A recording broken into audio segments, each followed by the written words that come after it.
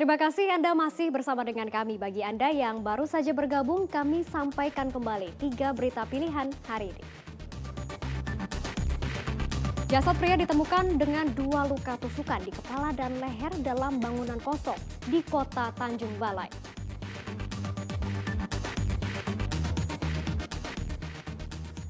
Pasangan suami istri dan balita ditemukan tewas di Laut Perairan Belawan, Kota Medan.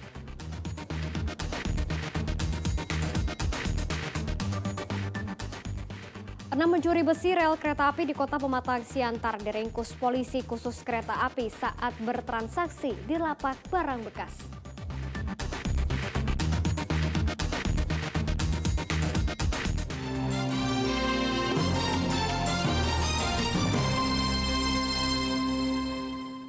Pencurian ban truk di sebuah toko di Kabupaten Labuhan Batu terekam kamera pengawas. Pemilik toko menyebarkan video di media sosial agar pelaku jerak.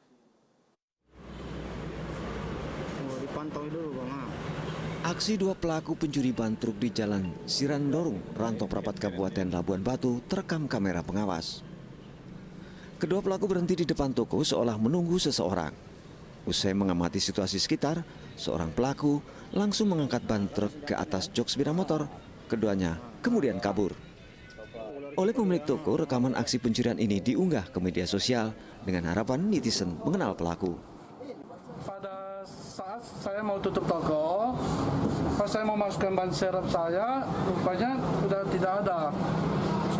Sudah begitu saya cek CCTV, rupanya ada 2 orang mengambil ban serepnya. CCTV.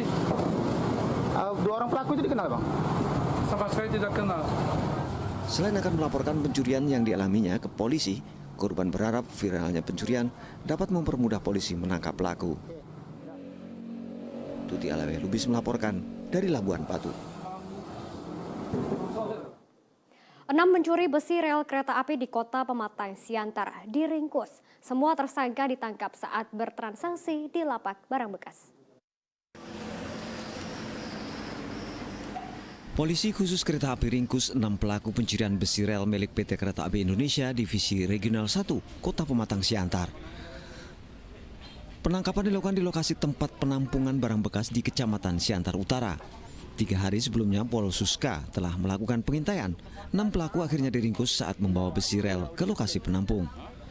Ke-6 pelaku yang semuanya warga Rambung Merah, Kecamatan Siantar, tidak berkutik ketika polisi menangkap mereka saat akan transaksi jual beli barang bekas.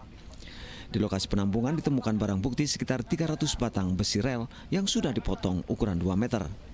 Menurut pelaku, mereka hanya disuruh seseorang untuk mengantarkan barang besi bekas rel kereta api ke gudang penampungan barang bekas. Mereka hanya menerima uang Rp100.000 untuk upah mengantar dengan menggunakan becak barang. Orang abang yang motong rame-rame atau ada yang motong? Yang lain yang motong. Yang abang nampung, baru ngantar ke sini. Oh, berapa dapat dari hasil ini? Cepet lah, Bang. Cepet, Bang. Ngantarkan aja? Iya, ngantar aja. 100.000? Iya, Bang. Oh gitu. Kapan ditangkap tadi, Bang? Kurang tahu lah, Bang. Sekitar jam berapa? Kurang tahu. Oh, tiba-tiba udah diantar sini baru dapat? Iya, Bang. Oh, berapa kali? Berapa kali ngantar? Iya, Bang. Pertama kali. Pertama kali? Siombeng, pemilik usaha barang bekas, mengaku hanya menerima barang bekas. Menurutnya belum pernah ada surat menyatakan dilarang para penampung barang bekas menolak besi rel diperjualbelikan.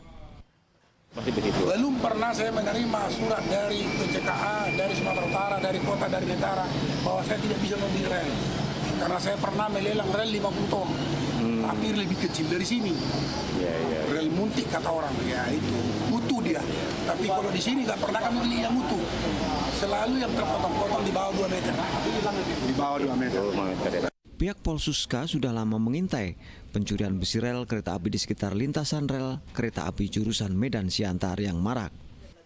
Kita dapat informasi dari warga, Pak. Ya. Dapat informasi dari warga, kita lakukan pengintaian malam. Setelah mereka ada main, kita paginya kita lakukan pengintaian. Dapat lagi informasi dari warga. Iya. Langsung kita kejar, langsung ke Penada. Dan akhirnya kita tangkap di Penada. Dan akhirnya di dalam banyak barang rel yang sudah dipotong. Kini untuk urusan hukum pihaknya menyerahkan kepada aparat Polsek Siantar Timur. Yan Asmara melaporkan dari kota Pematang Siantar. 8 tersangka komplotan geng motor aniaya warga hingga tewas. Tersangka terdiri dari 6 anak di bawah umur dan 2 dewasa. Mereka diancam dengan hukuman kurungan penjara 12 tahun dan 15 tahun penjara. Seorang warga bernama Retno, warga Medan Labuan Kota Medan, mengalami penganiayaan hingga berujung tewas pada bulan April lalu. Penganiayaan dilakukan di depan anak dan istri korban di kawasan Seimati, Simpang Kantor Medan, Labuan, Kota Medan. Aksi ini dilakukan oleh 8 orang tersangka yang tergabung dalam geng motor. Usai menjalani proses penyelidikan dan penyidikan pihak kepolisian, kini berkasnya dilimpahkan ke Kejaksaan Negeri Belawan, Kota Medan.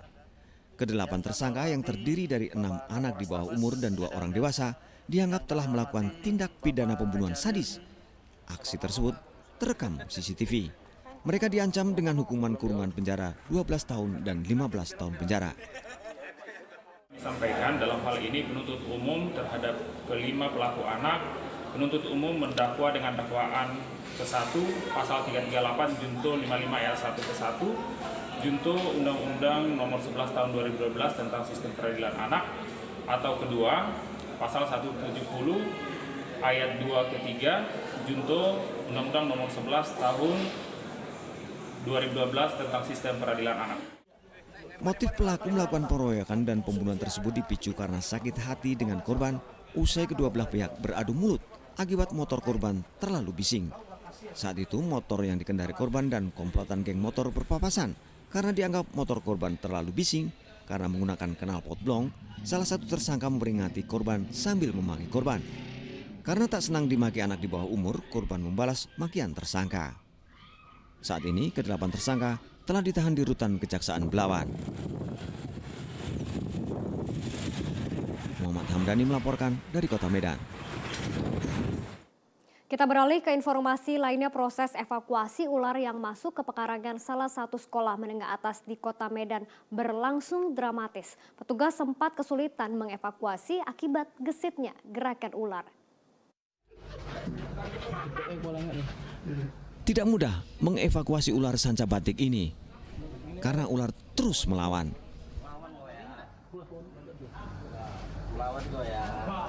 Namun upaya petugas unit rescue damkar Kota Medan akhirnya membuahkan hasil. Ular pun bisa ditangkap.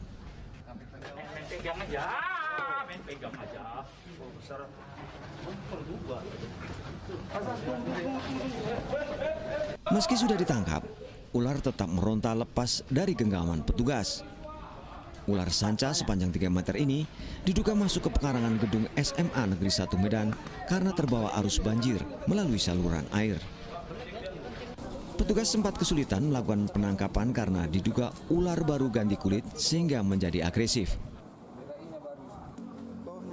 Ular ini sedang atau sudah usai ini, baru saja pergantian kulit gitu. Biasanya agresifnya itu pasti. Tapi kita dapat menanganinya dan kita bawa kembali ke Mako. Setelah berhasil dievakuasi dalam waktu lebih kurang 20 menit, petugas membawa ular ini ke kantor damkar Kota Medan dan akan berkoordinasi dengan pecinta reptil untuk langkah selanjutnya. Tuti Alaweh Lubis melaporkan dari Kota Medan.